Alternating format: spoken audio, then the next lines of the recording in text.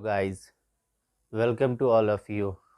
आप सभी का हमारे YouTube channel golden time of study में स्वागत है। आई एम अब्दुल काफ़ी। मैं फिर आज आपके लिए एक एजुकेशनल वीडियो लेकर हाजिर हुआ हूँ। सबसे पहले हम एक चीज़ समझेंगे। उससे पहले अगर आपने हमारे YouTube channel golden time of study को सब्सक्राइब नहीं किया है तो जल्दी से सब्सक्राइब कर दें और वीडियो को शेयर कर दें ताकि ये एजुकेशनल वीडियो सभी स्टूडेंट तक पहुंच सके। बिना टाइम गवाए हम अपने टॉपिक पे चलते हैं। आज हम चर्चा करेंगे त्रिकोणमिति मतलब त्रिकोणमितीय का परिचय। क्लास 10th में हर बच्चे त्रिकोणमिति जो क्लास 10th के अंदर एक चैप्टर है जिसमें हाइट एंड डिस्टेंस भी है, 10 मार्क का पूछा जाता है। बच्चे अक्सर इस चैप्टर से भागते हैं, नहीं बना पाते हैं। इसका फर्स्ट रीज़न सिर्फ इतना ही है, या तो हम इसके बारे में हमें पूरी जानकारी नहीं होती है या फिर हमें इसके रूल रेगुलेशन नियम के बारे में जानकारी नहीं होती है। आज हम इस टॉपिक पे मेरी पहली वीडियो है, ये मेरा पार्ट 1 है और इसमें हम कुछ पॉइंट पे बात करेंगे। सबसे पहले यहाँ पे हमने कुछ मुख्य बिंदु लिख रखा है। समकोण त्रिभुज, दूसरा पॉइंट है मेरा कर्ण, लंब, आधार, तीसरा है पाइथागोरस प्रमेय और चौथा त्रिकोणमितीय अनुपात। सबसे पहले हम एक चीज़ समझेंगे कि समकोण त्रिभुज किसे कहते हैं। उससे पहले हम चलते हैं एक छोटा सा हिंट, त्रिगोनोमेट्री किसे कहते हैं। हम पहले एक चीज़ समझे, त्रिगोनोमेट्री इसको हम अलग अलग करते हैं इसका अर्थ समझने के लिए। ट्राई प्लस गोनो प्लस मैट्री, इसको हम 3 खंड में बांट चुके हैं। ट्राई प्लस गोनो प्लस मैट्री। ट्राई का अर्थ होता है 3, गोनो का अर्थ होता है कोण और मैट्री का अर्थ होता है माप। अर्थात ट्रिगोनोमेट्री के अंदर हम 3 कोणों की माप से संबंधित कुछ बिंदु पर हम चर्चा करेंगे। इस तरीके से 3 कोणों की माप इसके अंदर हम पढ़ते हैं। ट्रिगोनोमेट्री के अंदर हमने यहाँ पे पॉइंट लिख रखा है त्रिकोणमिति में समकोण त्रिभुज।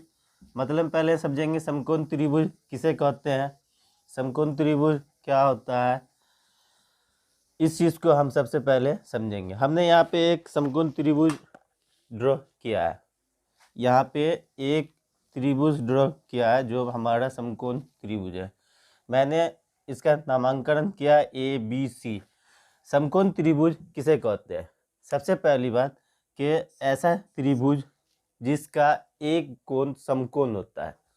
एक कोण समकोण होता है। समकोण मतलब जिसका एक कोण 90 डिग्री का होता है, ऐसे त्रिभुज को हम समकोण त्रिभुज कहते हैं।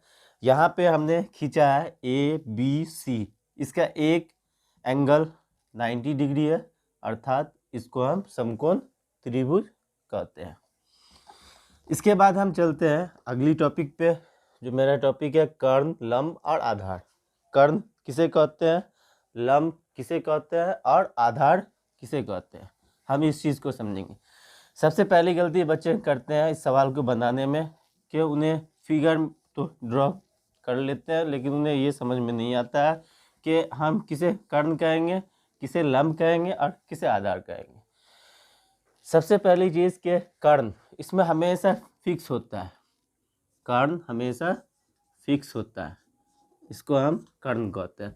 अब हमसे कोई पूछ ले कि कर्ण किसे कहते हैं तो हम कह सकते हैं समकोण त्रिभुज में समकोण बनने वाले कोण के सामने की भुजा, सामने की भुजा AC, इसके सामने की भुजा जो होता है वो उसका कर्ण होता है। समकोण त्रिभुज में कर्ण हमेशा फिक्स होता है, इसको फिक्स करने की ज़रूरत नहीं होती है। अब हमारे पास बची दो भुजा ए बी और बी सी। इन दोनों भुजा में एक लंब होगा और एक आधार होगा। ये चीज़ हमेशा हम समझे, हमेशा यहाँ पे कर्ण फिक्स होता है। अब हम अगला चीज़ को देखते हैं, जो हमारा लंब है। हम इसमें कर्ण के बाद लंब को फिक्स करते हैं। एक चीज़ समझें कि हम सवाल बनाते हैं साइन कॉस टेन में, तो इसमें अगर साइन है, इसके साथ अगर ए लगा हो, पी लगा हो, बी लगा हो या थीटा लगा हो, तो एक चीज़ समझेंगे कि अगर इसके साथ जो भी चीज़ लगा हो, उसके सामने की जो भुजा होगी वो उसका लंब होगा। अगर मान लीजिए इसको हम थीटा मान लेते हैं, इसको हम थीटा मान लेते हैं, तो इसके सामने की भुजा ए बी हमारा लंब हो जाएगा। और जब ए बी लंब हो गया तो हमारे पास बची एक भुजा बी सी, ये बी सी आधार हो गया। अगर हम इसी को आगे चल के समझते हैं, अगर हम यहाँ पे इसको थीटा मानते तो मेरा ये लंब होता, ये आधार होता। अब इसको जो आगे हम वर्क करते हैं, इसको हम कर्ण को शॉर्ट में लिखते हैं एच, आधार को शॉर्ट में लिखते हैं बी और लंब को शॉर्ट में लिखते हैं पी। तीनों का अलग अलग मीनिंग होता है। एच यानी कि हाइपोटेन्यूज होता है, पी परपेंडिकुलर होता है, बी बेस होता है, बी बेस होता है। इस तरीके से समकोण त्रिभुज में कर्ण, लंब और आधार फिक्स होता है। अगली टॉपिक है हमारा पाइथागोरस प्रमेय, जो इसके लिए यूज होता है। अक्सर पाइथागोरस प्रमेय का यूज होता है। पाइथागोरस प्रमेय हम लोग जानते हैं, समकोण त्रिभुज में कर्ण का वर्ग शेष अन्य दोनों भुजाओं के वर्गों के योग के बराबर होता है। तो कर्ण का वर्ग शेष दो भुजा, यहाँ पे लंब और आधार, दोनों भुजा के योग के बराबर होगा। तो हम यहाँ पे पाइथागोरस प्रमेय यूज करते हैं। इसको हम लिख सकते हैं एच स्क्वायर बराबर P square plus B square, या इसको इस तरीके से भी लिख सकते हैं एच बराबर root under P square plus B square. अब एक चीज़ हम समझें, अगर हमें यहाँ पे लंब और आधार दिया हो तो हम कर्ण इस फॉर्मूला से निकाल सकते हैं। अगर हमें यहाँ पे लंब और कर्ण दिया हो, लंब और कर्ण दिया हो, तो आधार हम किस तरीके से निकाल सकते हैं? फिर इसको हम लिख सकते हैं b बराबर root under H square minus P square. अगर हमें फिर लंब और कर्ण और आधार दिया हो, हमें लंब निकालना हो, तो हम इसको निकाल सकते हैं p बराबर root under H square minus B square. इस तरीके से पाइथागोरस प्रमेय के द्वारा हम लंब, कर्ण और आधार निकाल सकते हैं। हमें एक फॉर्मूला याद होना चाहिए, जो है एच स्क्वायर बराबर P square plus B square, या एच बराबर root under P square plus B square. इस तरीके से हम पाइथागोरस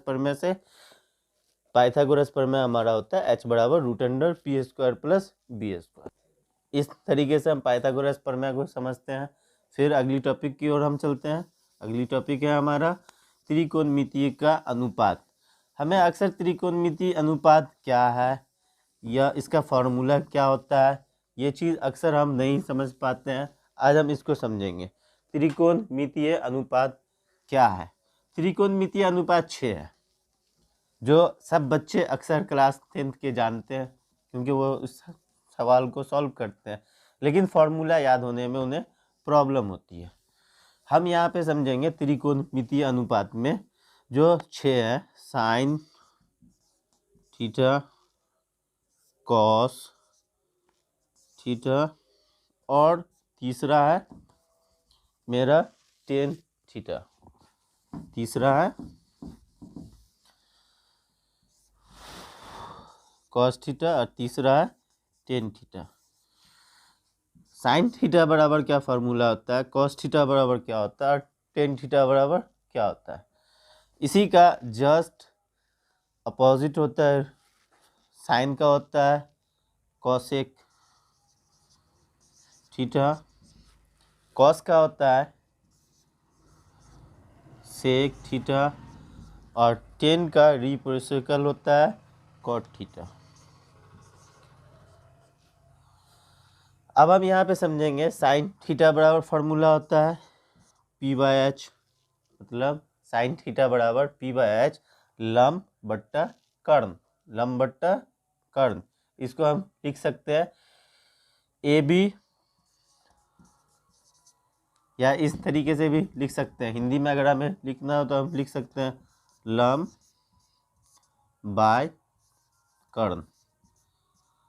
उसी तरीके से कॉस थीटा का फार्मूला होता है B/h, यानी कि आधार, B हमारा आधार है, आधार बाय कर्ण। इसी तरीके से टेन थीटा का फार्मूला होता है B/P/B, यानी कि P/B यानी कि लंब और बट्टा आधार, लंब बट्टा आधार।